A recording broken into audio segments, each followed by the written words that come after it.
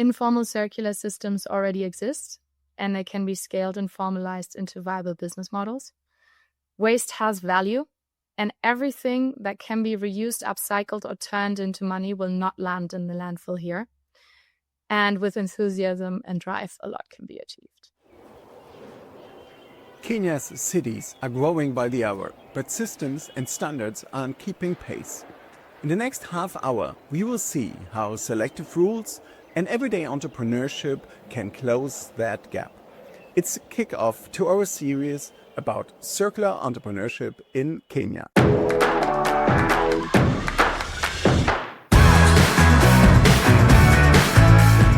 My name is Patrick Hübscher, and this is Circularity FM, the podcast about understanding, building, and managing circular business models.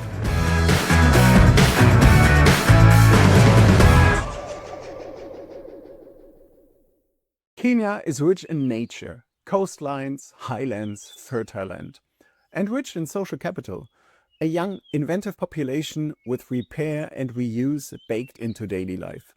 Yet, the linear take-make-waste model still steers too many decisions. Today, we look at how selective regulation and practical entrepreneurship flip that script. Hannah, what's the name of the two countries? Kenya and Germany. How many people live in these countries? 57 million and 84 million. What's the average age of the people living there? 20 years and 45.3 years. Wow. What's the biggest city and the number of inhabitants? Nairobi with around 5 million, probably more, and Berlin with around 3.6 million. Kenya is slightly larger than France, yet its population is slightly smaller, comparable to Italy's. What's the total length of the train network? Kenya with around 2,700 kilometers, but only more or less 800 operational. And Germany with around 33,000 kilometers. Impressive. What's the GDP per capita? 2,000 USD and 54,000 USD. And what was the GDP growth in 2023? 5.6 for Kenya. And I have the newest number for Germany, which was 0. Hannah Dittmeier is the go-to person for foreign companies starting their circular business journey in Kenya. She works for the Delegation of German Industry and Commerce for Eastern Africa. In her role as head of Competence Center Energy, Environment and Sustainable Economy, she knows the written rules, she knows the unwritten rules, and she knows the people to talk to get started. Hannah gives us an introduction to Kenya. So we would always say that Kenya is a more diversified and rather resilient economy, especially comparing it regionally. It has quite a strong services sector, and it also acknowledges the very important role of the manufacturing sector. Also, a lot of multinationals have their East African headquarters in Nairobi. So this could be companies like Google, Microsoft, but also BASF, Bayer, Siemens, Maersk, and so on. And of course, Kenya is part of the East African Community, which is a customs union that has a vision of regional integration. And Kenya, with Mombasa being the port, is quite well positioned for accessing more than 300 million people in the market. People are the key dimension here. There are 42 recognized indigenous tribes in Kenya. And when you're there, you feel the community spirit. But Kenya is well connected to the global economy. Many international companies have a central hub in Nairobi. Why is that? Historical reasons could be one of them, because as an ex-British colony, the level of English is very, very good in Kenya. So you find labor here quite easily. People are often very well educated. So companies can find their technical staff here, but also for higher positions. And I think geographically positioned, and Kenya is not a landlocked country. It has port access with Mombasa, with Lapset coming in Lamu. So yeah, just geographical positioning as well. Yeah. And what role does the mindset and maybe also behavior of the Kenyan population play? Yeah, definitely. Of course, with the median age of 20. So very young population, you feel that reflected. So it's super fast, network driven, people hunt for opportunities, you have quick deals, you have lots of WhatsApp groups where things are happening, pop-up ventures, and what people call side hustling over here. So I know a lot of people that have more than 3 business cards for all of their side hustles, So young population, they put this kind of digital first population. Lots of things happening online and on the go. And what I find also important is that people don't mind failing or trying. So there's quite a high tolerance, I would say, for having tried it out. And maybe it works. And otherwise I do something else. And there's maybe less of a societal pressure that it has to work. You can find the entrepreneur's spirit everywhere in Kenya. Entrepreneurship is the theme of this series. However, it's not random entrepreneurship. We're interested in the circular economy. So let's look at that. Where do you see circular economy thinking and doing already applied in Kenya? Since there is quite a market for secondhand, for example, appliances, you have these informal repair practices, you have reuse economics for clothing, for electronics, also for cars. I would say most of my Kenyan colleagues would have bought a secondhand laptop in their life, or secondhand maybe car batteries. Then overall, for example, if you look at the plastic sector, you see plastic waste being collected, shredded, reused, or exported, right? Hannah estimates plastic recycling at 8 to 10%. However, the remarkable figure is that around 70% of the collection and sorting is done by the informal sector. The informal sector is something I heard a lot about in Kenya. Let's unpack that. So I think what is often surprising for people is that when I mean informal sector, I don't mean people that are self-employed. That is still something else. I talk about the frameworks in which they operate. So these are people that work without being acknowledged by the taxation system. These are also people that might work without licenses. So these are people that depend on a daily livelihood, right? They work in order to bring money back home to their families. And this is on a day-to-day basis. So they operate below any other radar. They are not employed anywhere. They don't have any social security. And now some of the statistics say that around 70% of Kenya's economy is informal. So we are talking about a lot of people. Meeting people from the informal sector is easy. I went to a place where you cannot miss them. In the next episode, I'll take you on a tour of Dandora dump site in Nairobi, which is the largest landfill in East Africa and one of the largest in the world. People of every age come here to find metal, plastics and glass that they can turn into cash, mostly with their bare hands and without any protection against the poisonous gases. Moms pick waste here to buy food for their babies. Teenagers do it over the weekend to earn some money. And for many people, it's how they make a living. A fair share of the waste is plastic. It is one of the main challenges in Kenya. For a couple of years, it also has been subject to regulation. Let's get a short history of circular regulation in Kenya. First, there is always the need to align again with the global thinking because we are part of the global community. But unfortunately, also with our current developments of globalization, we have also had a lot of rapid urbanization, which has brought about new challenges and new streams of waste which we never used to deal with before. David Ongare is Director Compliance at NEMA, Kenya's National Environment Management Authority. Everywhere I go, people know NEMA. And David is a veteran in the field of circular economy policy in Kenya. We have the single carrier plastic ban here since 2017. And we also now have the extended producer responsibility regulation. So if you look at these regulations, they introduce important elements. For example, for the plastics, what are the minimum recyclable contents that we should have? So this will help to build up the industry with regard to the recycling practices within the country. But the extended producer responsibility regulation then makes sure that producer takes care of their products throughout the life cycle of the product, but also ensures that the proper collection is done.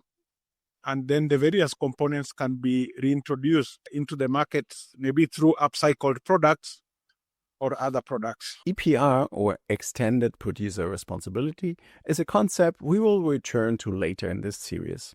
In my conversation with Alex Musembi from African Collect Textiles and Sarah Nihau from Green Forest Solutions, we will discuss the EPR in textiles. But we don't discuss it in isolation. As millions of tons of textiles from Europe get shipped to Kenya, we will discuss the need for connecting European EPRs with African ones. More about that later. So I think these new laws help us also deal with the alignments we have, because now we are getting to a point of overdumping and our landfills are becoming full. We are also aware that these new kinds of waste also might end up having higher impacts than the traditional kind of things we have been dealing with. But of course, it might be inevitable at some point that you want to do some additional landfilling or waste-to-energy projects. But I think we are looking at avoidance and reuse and recycling as the preferred options at the moment. Can you give some examples of the waste streams that are new? The biggest problems with waste streams now are mostly in the waste electrical and electronic equipment, where we have components now causing a challenge here, like the CRTs, which we don't have the capacities to manage here. And although they are valuable, also we have had overuse, single-use plastic carrier bags and so on. So we are seeing an emergence here where, of course, as our communities also become more affluent, now we are seeing that these ones are starting to pose a big problem. And we can't have people disposing of them in any place or mixing them with other traditional wastes. So these are pressing problems for us now with the components of electrical equipment which we cannot manage. On paper and in practice, that's bans plus producer responsibility. On the electronic equipment, we'll have 2 episodes later in this series. E-Waste Initiative Kenya, or EWIC, in the outskirts of Nairobi, collects and repairs a wide variety of electronics. And Close the Gap Kenya refurbishes and resells used computers to close the digital literacy gap. And they don't stop here, because they've built an impact hub at Kenya's coast that serves as an incubator for new circular economy startups. But you will learn more about that later. Let's return to EPRs and what they cover today. The initial target was mostly on packaging materials. Then, of course, apart from the packaging materials, we were looking also at the products themselves.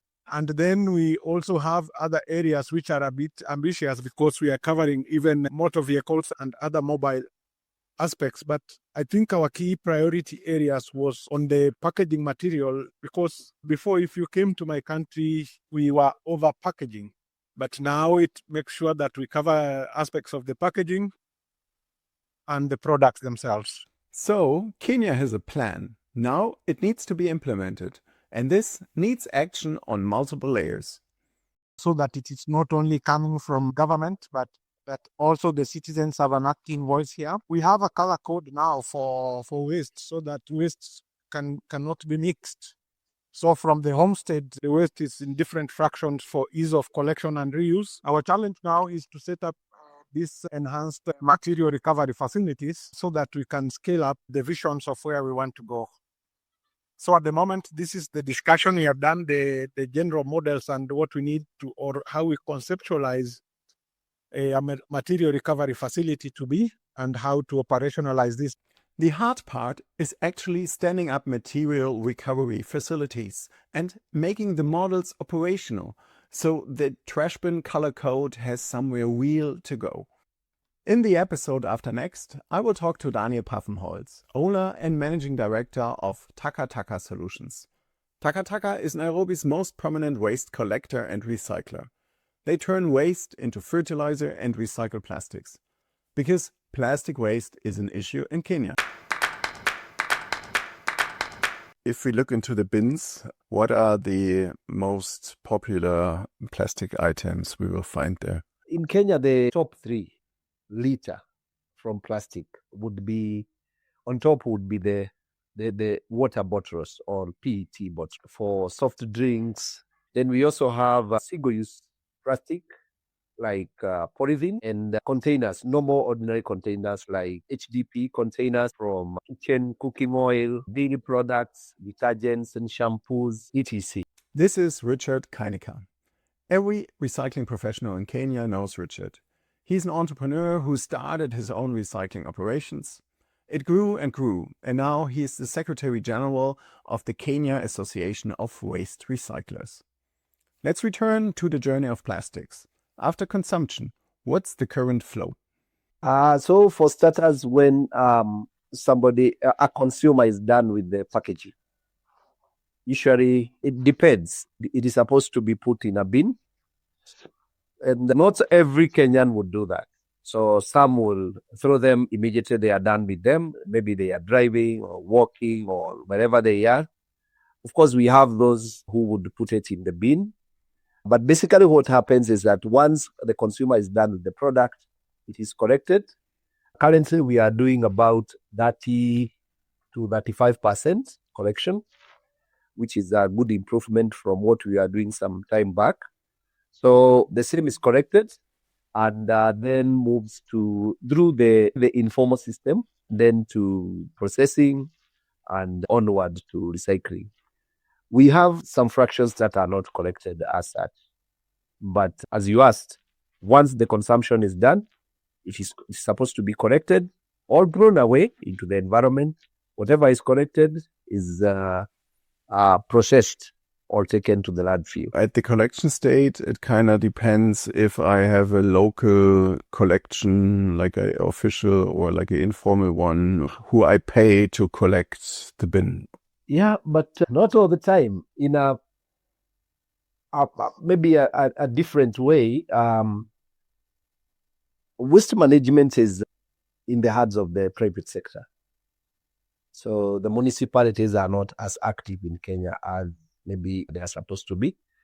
So how waste is collected now depends, one, on the location of where the waste is generated. Why? Because if it is an upper income residents, for instance, then you find that they are a bit regulated, they are a bit formal, they would have bins, sometimes even separated bins. Therefore, and they would also have a contracted service provider who would come, collect, and proceed to engage with the waste as regulated. But in a different way, let's say, for instance, in an informal settlement, you find that some residential places don't even have bins. So you find places with communal waste receptacles, where most times you find all waste is put there without separation. And lastly, you have very informal areas where people literally just litter the waste.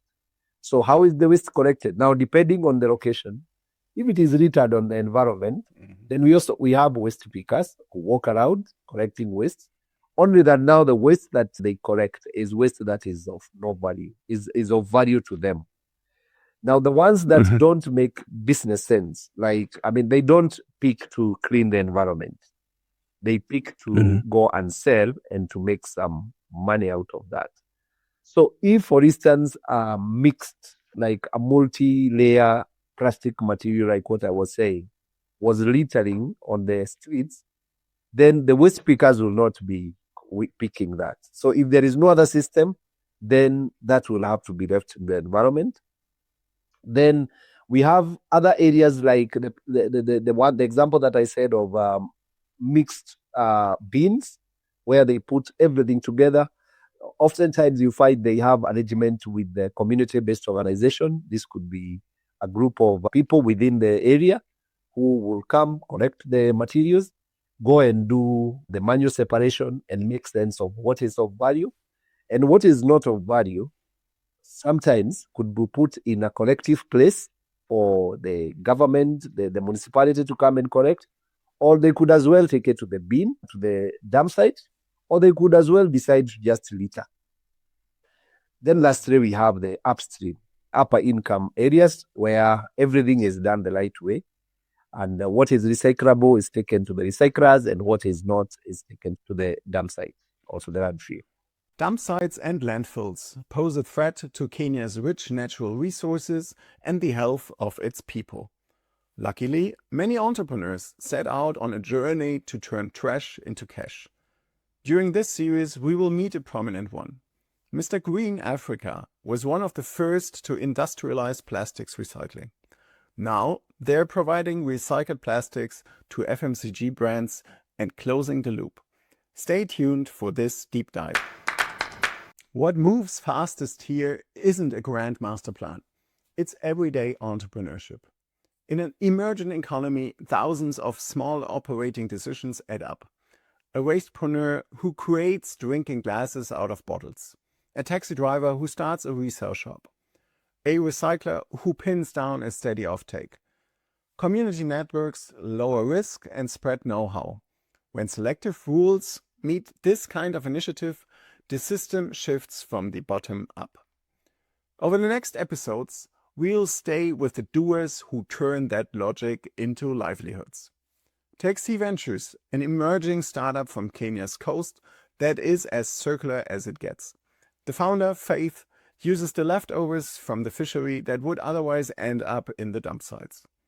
Yet, she turns it into animal feeds and fertilizers so value and nutrition stay in the local economy and feed a growing population. And we will close the series with the entrepreneurial story that touched me most. What started with giving yoga sessions to women in slums turned into an unparalleled impact company. PetMed is taking post-industrial textile waste and creating reusable menstrual health products. It builds the basis for girls' education, justice, and life in dignity. It reminds me of the privileges most of us experience and tend to forget. Waste in Kenya has been looked at as a poor man's business. But we have seen that the people, the informal waste collectors have been able to, in a way, organize themselves in some kind of cooperative without any push from government.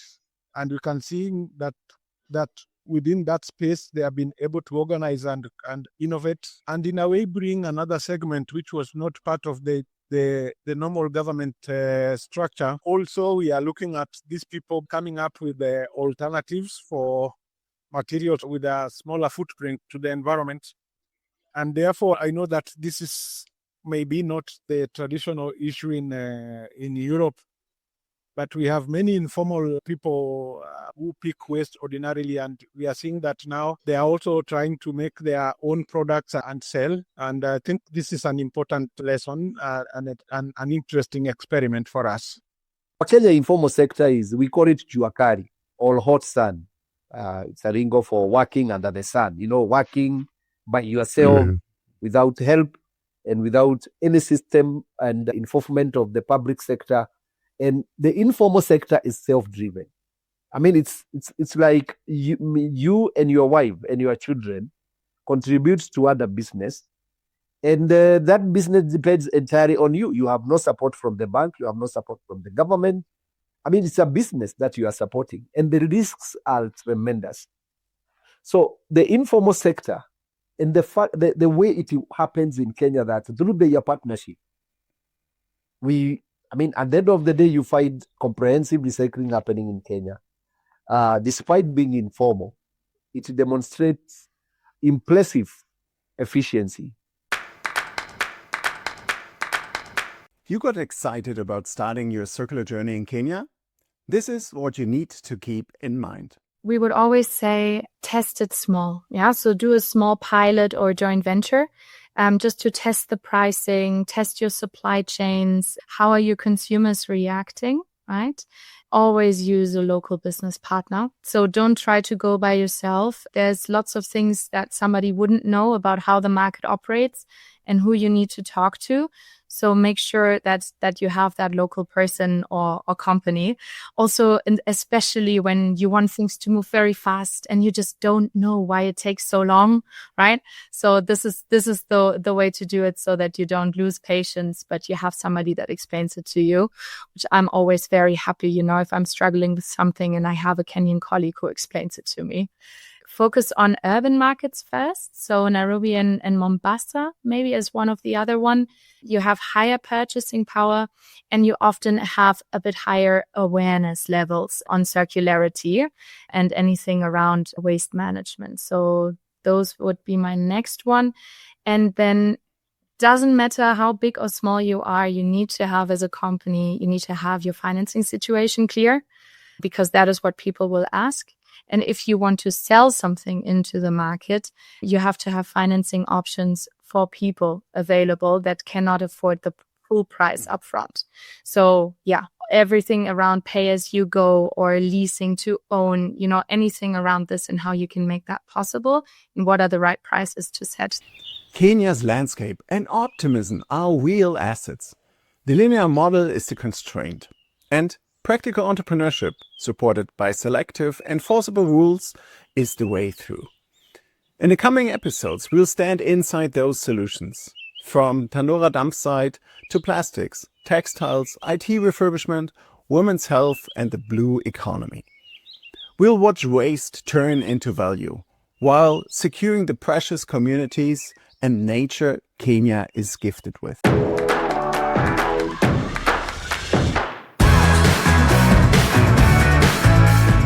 My name is Patrick Hübscher, and this is Circularity FM, the podcast about understanding, building, and managing circular business models.